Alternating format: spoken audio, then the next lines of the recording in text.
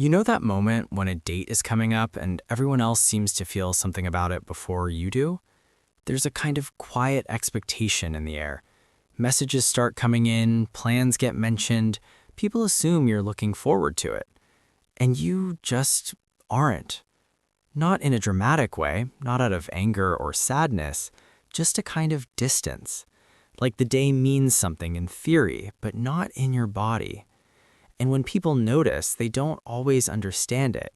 They might say you're ungrateful or closed off or too serious. Sometimes they think you're pushing people away or that you don't like attention or that you're trying to make a statement. But that's not really what's happening. Because for some people, the absence of celebration isn't a rejection, it's a pattern. One that formed quietly over time, often without them even realizing it. And when you look closer at people who don't celebrate birthdays, there's usually more going on beneath the surface than anyone else sees. It's not just about the day itself, it's about what the day represents. From a psychological standpoint, birthdays are loaded with meaning. They're not just markers of time, they're social rituals, moments where attention is focused, emotions are expected, and identity is, in a way, put on display. For some people, that feels natural, even comforting.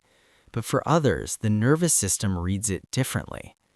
There's research in behavioral psychology showing that not everyone experiences positive attention as rewarding. For some, especially those who grew up in unpredictable or emotionally complex environments, attention can feel activating rather than soothing. Not dangerous exactly, but not safe either. It's like the system goes on alert.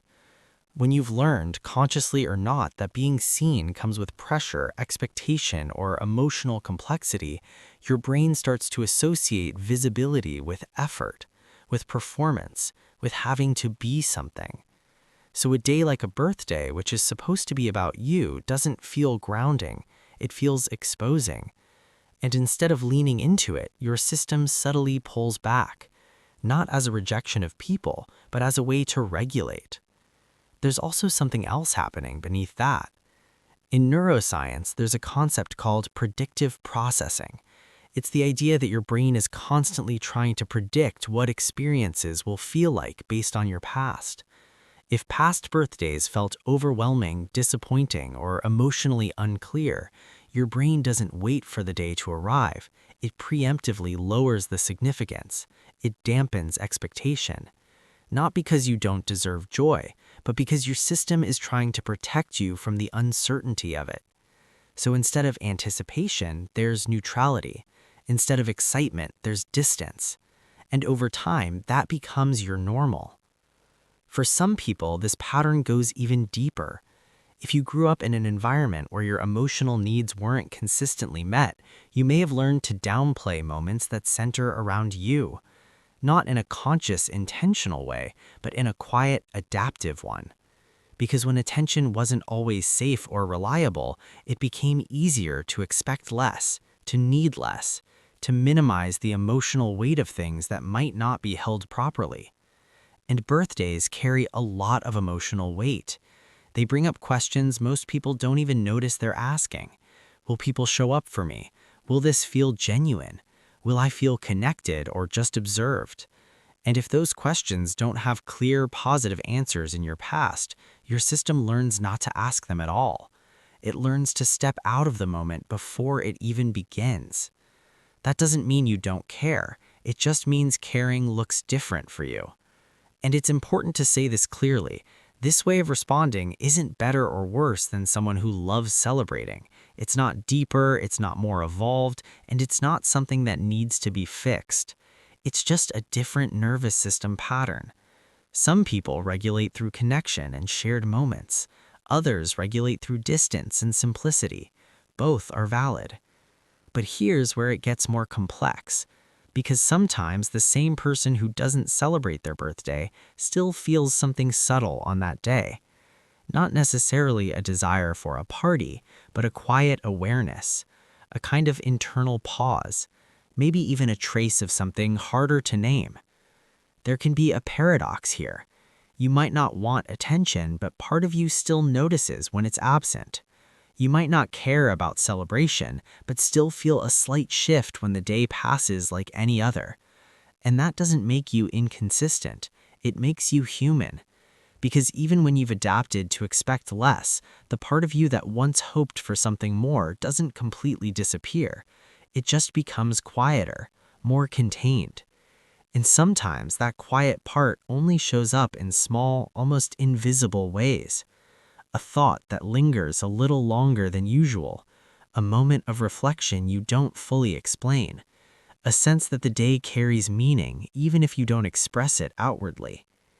There's also a hidden strength in this pattern that most people overlook. People who don't rely on external markers like birthdays to feel grounded often build their sense of identity in more internal ways. They don't need a specific day to reflect, to recalibrate, or to recognize their own growth. They do it quietly throughout the year, in small, consistent moments. And that kind of internal stability isn't always visible, but it's real. At the same time, there can be a quiet cost.